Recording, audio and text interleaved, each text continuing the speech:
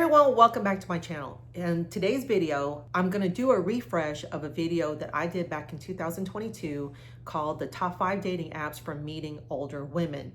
Now, I know you guys are gonna ask, Michelle, have things really changed that much in 3 years? Well, the answer is no. Now, there's one dating app that has gone down the list for me, but the top 5 dating apps still remain the same, and I'll explain why. So the top 5 dating apps are OkCupid, Zeus, Tinder, which has gone down because it used to be my number 2, but now it's my number 3. Number 2 is Hinge, and number 1 is still Bumble. Why is that? These top 5 dating apps are still my top 5 for 2 main reasons. 1, market saturation. There's just a ton of people on these apps. And 2, it's because they're free.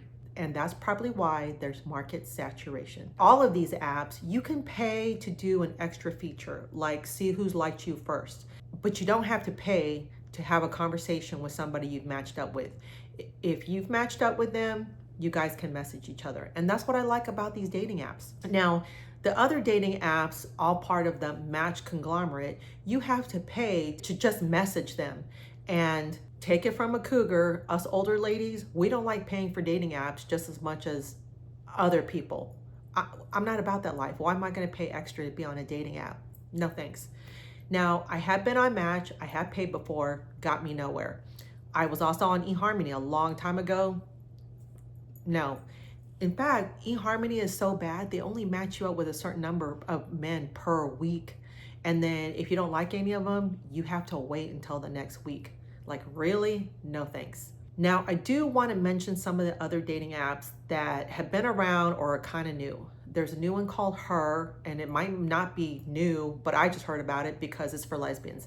And then there's Happen, which I happen to have been on, but it only matches you out with people who cross paths with you. And none of those guys I found attractive. And let's be honest, like, I want to meet men who are outside of my 2-mile radius. That's the great thing about meeting people on dating apps, is because you get to meet people outside of your 2-mile bubble. Then there's Raya, which is for meeting other social influencers, which I don't really care about. Coffee Meets Bagel, never had any luck on that site. And then, of course, I mentioned Match and eHarmony, and then there's Plenty of Fish. The problem with Plenty of Fish is that anybody can message you.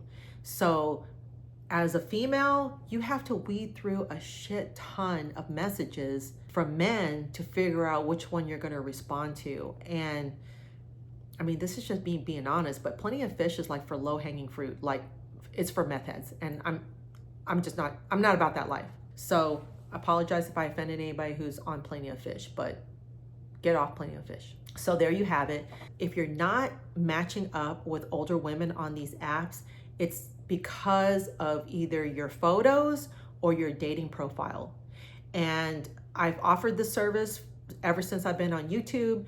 If you message me on Instagram, same name, The Cougar Experience, I'm more than happy to review your dating profile and photos and give you suggestions on how you can better attract older women. If you've had any luck on any of these apps, or if you don't like any of these apps, please leave a comment in the comment section below and let everybody else know, so they can learn from your experience. If you have any questions, as always, ask and I'm happy to answer. And until next time, happy hunting.